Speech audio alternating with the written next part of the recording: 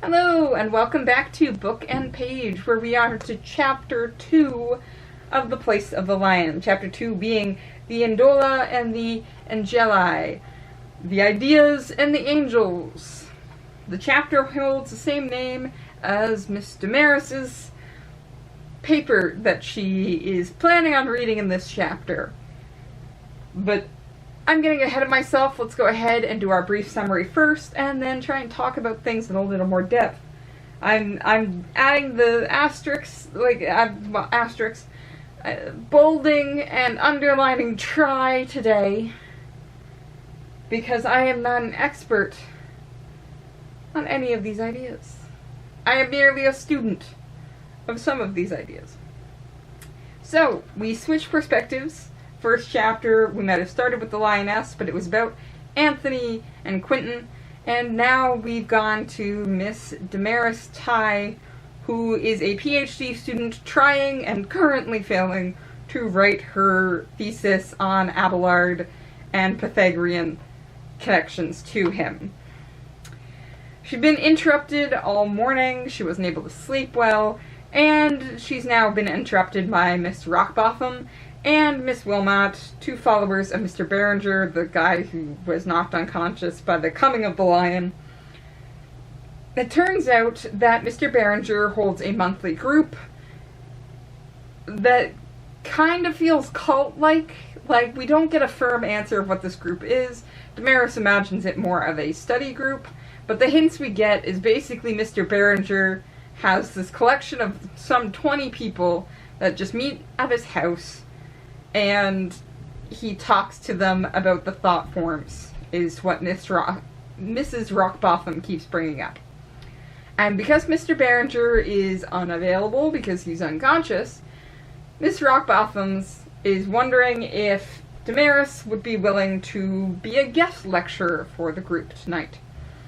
Now, Damaris doesn't like this idea. In fact, we get the idea that Damaris doesn't much like anything.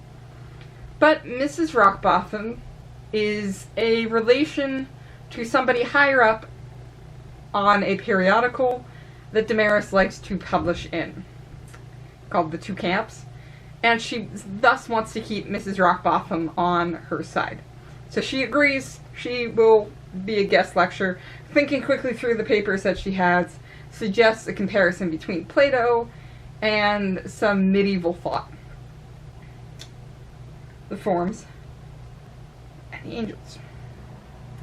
This is agreed to, and so Damaris then spends the rest of the afternoon not working on her thesis, but adjusting this other paper for her audience, changing a few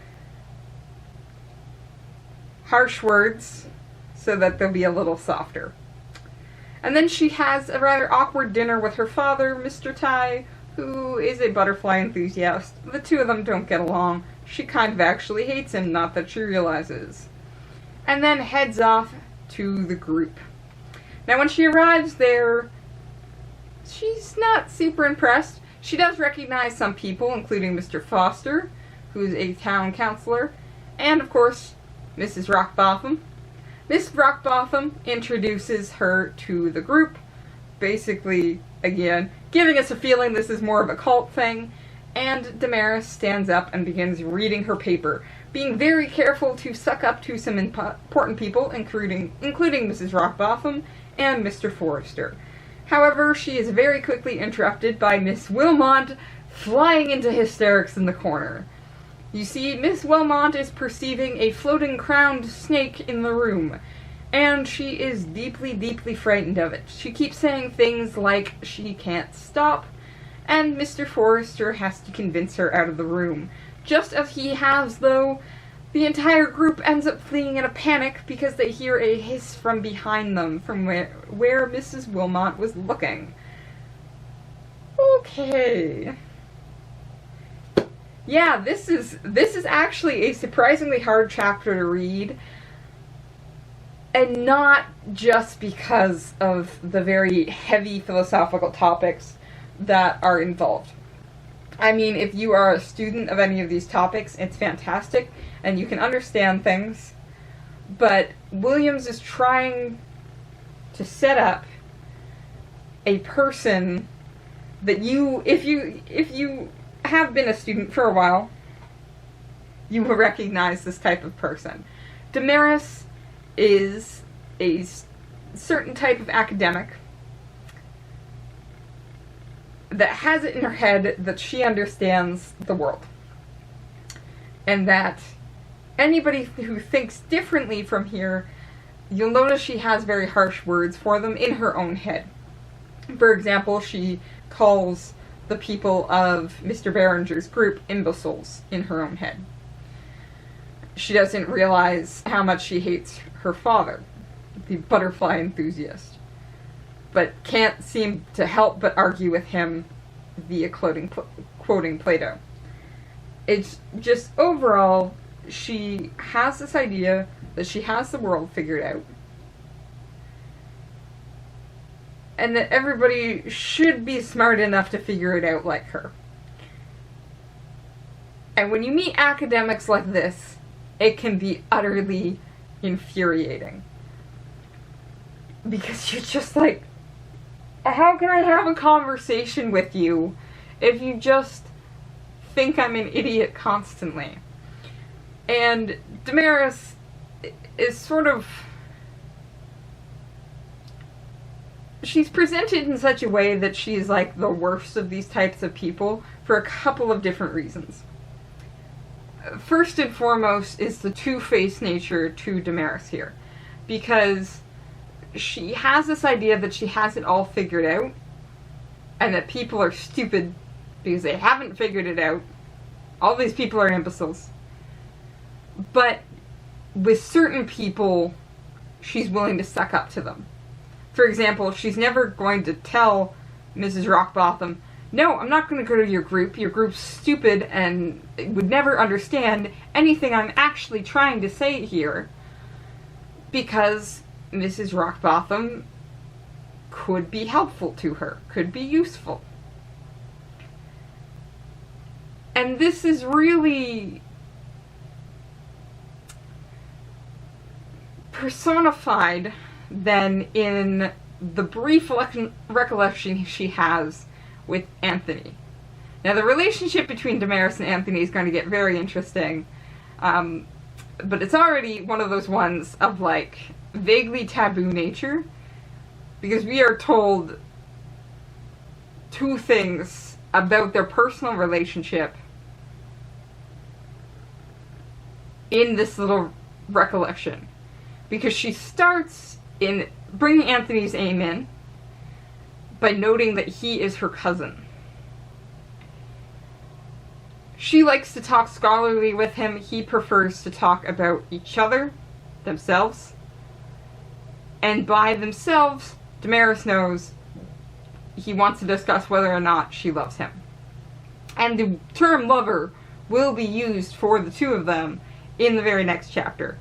So, like, they're cousins, but they're sleeping together. Now, a lot of history has allowed this perfectly fine, but having it brought up in this order, where the cousin relationship is brought up first, and then the lover relationship second, sort of highlights the awkwardness of this relationship, especially since then we are told that while Damaris is not aware of it, she does in fact hate her father. So familiar relationships here are already strained. And it almost seems that something else has to be added to it. And the relationship with her father doesn't have any added nature to it. It doesn't have the intellectual conversation she's looking for. It doesn't have any physical relationship then. The one with Anthony possibly does. And you're just kind of like, okay. But the thing we want to focus on a little more right now in trying to characterize Damaris's thinking is the differences of the two camps. So the two camps is the title of the periodical she likes to send papers into, but we're told it's supposed to be symbolic of those who really like art and philosophy and political science, sort of the historical canon of those, and the allowance for rebellion against it. But Anthony characterizes this set of camps very differently. And ultimately, it ends up being Anthony versus Damaris. There are those who see art and philosophy and poli-science, like all the soft sciences, as living and intellectual, versus seeing it all as dying and scholarly. And that's gonna start arguments in and of itself for the opinions of these dichotomies that are being drawn here. Living and dying makes sense. Intellectual versus scholarly, that's on the nose. What's being said here, I think, is the idea, again, of living art, philosophy, and the like is much more of, again, I'm gonna start some arguments trying to say this, because I have been in arguments involved. It's much more of the subjective viewpoint. It's the recognition that new things come along and you have to change your perspectives. But when I say subjective here, I don't necessarily mean completely subjective. There are two different types of subjectivity, and you have to be very careful to differentiate between the two when discussing them. So there is complete and total subjectivity. Everyone has their own perspective, and all of those perspectives are completely and totally valid. Most people are going to tell you that's not true. Vaccinations don't cause autism. The world is a globe, not flat. Global warming's a thing. Because complete subjectivity allows the other perspectives to be true as well. It allows that, yes, vaccinations cause autism. And it is the deep concern, then, of allowing enough subjectivity without allowing this total subjectivity. And a lot of people will tell you that society today, especially Western society, where we're having all these problems, these discussions of fake news, is we've moved towards that too much. By comparison, on the other end of the spectrum, there is objectivity. And that is the complete and total truth. And it doesn't matter your opinion, because what is true is true. And that's the camp Damaris is in. Nothing can change. What's true is true. So art and philosophy and poli-science is dying because we've moved too much towards this subject thing, and we're moving away from the truth, that we just have to recognize the truth. And a lot of scholars will tell you, there it is.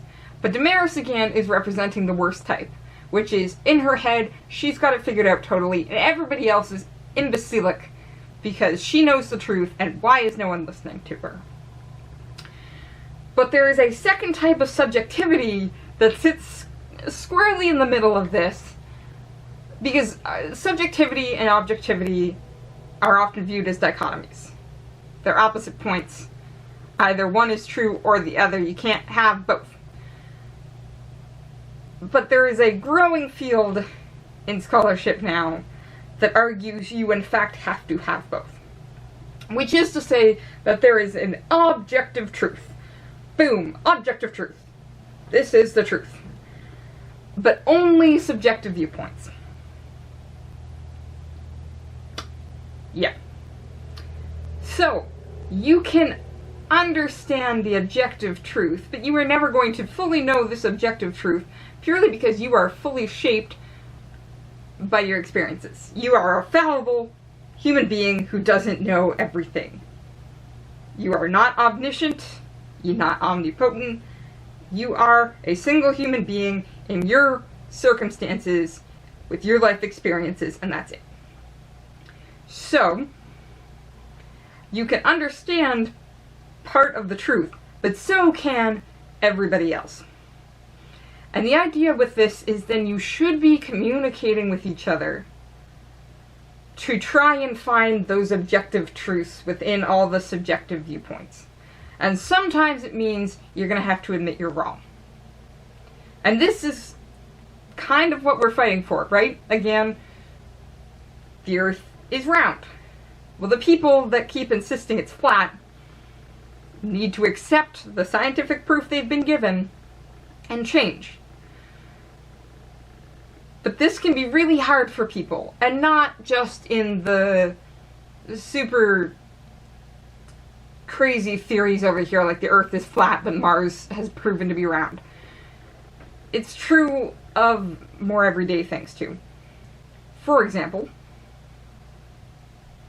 racism. Because from my perspective, as a white woman, things have gotten better, right? But a black woman, or a Mexican man,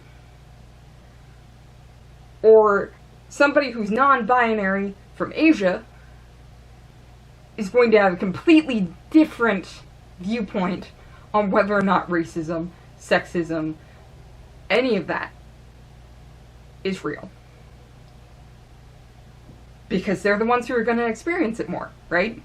Hi, I'm from the dominant culture. I'm not going to perceive it as much. So, I should logically recognize that and be willing to shut up and listen when somebody from a different race or a different culture or a different gender than me says, no, it's not gotten better. In these ways, it's gotten worse. Yeah, this small way it's gotten better, but these are the problems. And then I should look at it and be like, you're right, those are problems. I don't have the objective truth. Let's try and make this better. And this is true, again, for everything. And it's why the idea of Platonic ideals is so hard to explain. Like, if you saw me struggling to explain that in the last video, well, that's exactly it. Describe to me the Platonic ideal of a chair. Well, there's a lot of chairs. There's a lot of perspectives. There's a lot of truths. There's a lot of not truths, right? So we suddenly have this dichotomy brought up again, where it shouldn't be a dichotomy. This is a false dichotomy. But we're talking about this from the perspective of a scholar who thinks she knows. And you're just kind of like, where am I supposed to go from here? Because you know just from this chapter alone that you're like, I can't have a conversation with Damaris. There is no point. Because we're never going to get anywhere. She's either right, and I agree with her, or she's right and I need to shut up.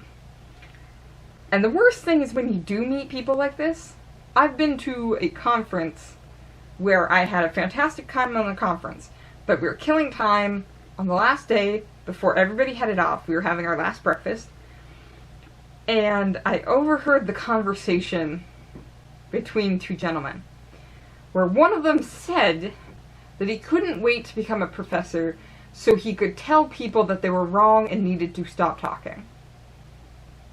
And I was just sitting there in this moment of, don't become a professor. Like, that's not how we should be doing things, right? And that's what you get from Damaris. But you're kind of like, okay, why is she here? And why, then, is the crowned snake here? Because we're given a lot of really symbolic subjects in one chapter, and this person who doesn't necessarily understand them. Like the chapter title, the Idola and the Angeli, the ideas and the angels, which in her paper, she says it's a comparison. And that she had noticed that some people used to call Plato the great priest. So, the assumption here is that she's somehow seen these as the same thing. And she says a couple times throughout that there's very little original stuff left.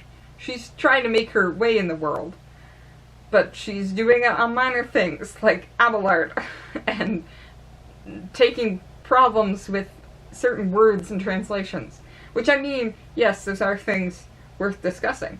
And you'll find people who much prefer to discuss the micro over the macro. And again, those are two subjective viewpoints that need to communicate in order to find the objective truth. But it's sort of this moment of, do we need to question more than Damaris does? Are we, in fact, a very Damaris figure in all of this? Where we have our ideas, we're bringing our own ideas of not only what's going to happen in this book, but whether or not it's a good thing. Whether or not it's exactly the Platonic ideals. Well, it's not. The Platonic ideals are precisely unable to manifest in the real world because there are too many, it's an abstract idea. You can't conceptualize an abstract idea physically. But that's why everything gets sucked into them. All the lioness gets sucked into the lion because the lioness can't exist as an imperfect form if the ideal form exists within the ideal lion. So are we Damaris? Do we have a fundamental misunderstanding of what we already know? And is this book trying to challenge us? And in this moment, the answer seems to be yes. Because Mr. Foster, when he is asked whether or not he sees the snake that Miss Wilmot is seeing, says no, but he says she might be a fool, but she's an honest one. And that clues us in that we should be paying attention to some people. We've gotten the idea from Mr. Berenger that it needs to be the animal and the person coming together for the ideal thing to manifest itself.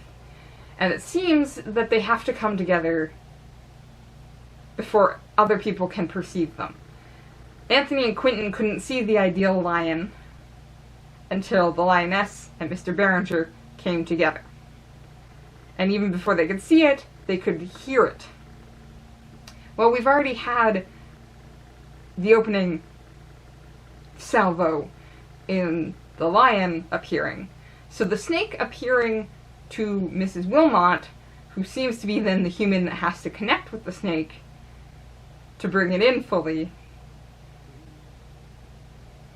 Well, how big is this rift getting? And I find it fascinating that the house Mr. Berenger lives in, and the one they're using here, is called the Joinings. Why is it? This is the meeting point between the worlds. Why all of this has happened in his yard to start. And the snake appearing, and then again, everyone hears it. Nobody else but Miss Wilmot can see it, but everybody else hears it. And panic ensues. Now Damaris tries to hold herself back, and in fact, Mrs. Rockbotham tries to do the same, but they still have that initial sense of panic. And that tells us then that there's something to Damaris that can change. Because she's not so utterly controlled that she doesn't have that snap instinct of when something's different, when something's frightening. Keep in mind, right, lioness sense either prey or enemy. And we haven't figured out who is what in this case. So, while Damaris might be the type of intellectual thinker that we don't really like, she could change. She can improve. She'll just have to admit some things to herself in the change of perspective happening. That's going to be a lot easier, admittedly, when it comes to affect her directly. And again, this is true. Go back to that conversation about different perspectives, and me having a different perspective on racism because I'm a white woman. I don't face racism. Somebody who is not white, they're going to have a different perspective on it. When you're affected directly by something, you're more willing to change your opinion. The hard work is listening to other perspectives and being willing to change, because it doesn't need to affect you directly. You just need to realize it affects other people directly, and to realize that that's a bad thing. That's not really going to have to be something we perceive here, because like I said, all of these people are going to get very directly affected very quickly as these Platonic ideals just come crashing in. But it's a question of whether or not Damaris would have been sympathetic to Miss Wilmot had she not heard the hiss. Seems the answer was no. These imbeciles interrupting her. Yeah. Oh yeah, now this is just a philosophy-filled book. It's art and history and philosophy, living and intellectual, or dying and scholarly. Is there an objective truth with only objective viewpoints, or is there a subjective viewpoint to an objective truth, or is there just subjectivity? As a brief note to the end, conversation between Damaris and her father about beauty, well, that's speaking to the via negativa and via affirmative, the path of negation and the path of affirmation. Now, these are often Christian terms, but we can use them in a subjective, non-religious sense as well. Secular. Let's go with that.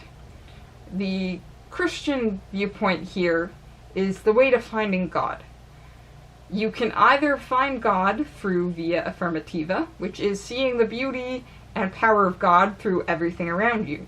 For example, I believe in God because he created my fantastic cat, who loves me even though sometimes I'm an asshole. I can see the clouds and recognize the power of God in the creation of them. And via negativa is those who believe that the world, especially the material world, is actually a lot of evil and needs to be stripped away so that you can see the glory of God without any of that clouding your judgment. These are the material things are bad. Give up everything you own, go into a monastery, and pray one-on-one with God. In the secular sense that's happening here, it's a very similar thing, but slightly different. In the conversation, they are, in fact, talking about beauty, and it's the idea that Damaris presents that if you see something truly beautiful, then everything should seem dull and off in comparison, and you should just want to stop existing because you've seen true beauty, and that is it. Mr. Tai, her father, on the other hand, presents the idea that beautiful things make other things beautiful as well. She says, like, you wouldn't be sitting here eating mutton if you had truly seen the most beautiful butterfly in the world. And he says, well, I saw a beautiful butterfly, and the beautiful butterfly makes my mutton better. And the mutton, being good, makes the beautiful butterfly better. All of these help each other. My cat is fantastic, not just on her own, but when I have a good book and my cat purring on my lap, the book is better because of my cat, and the cat is better because of my book. I don't have to give up everything else to admire the beauty of one thing. If you're wondering, I am much more via affirmativa than via negativa. But that's just an added one. It's one of the more obvious conversations that happens. There's a lot of them. I'm trying to dig in a little more on the underlying things. We're gonna see how all that goes. So I'm gonna keep reading, and I hope you do too. See you next time.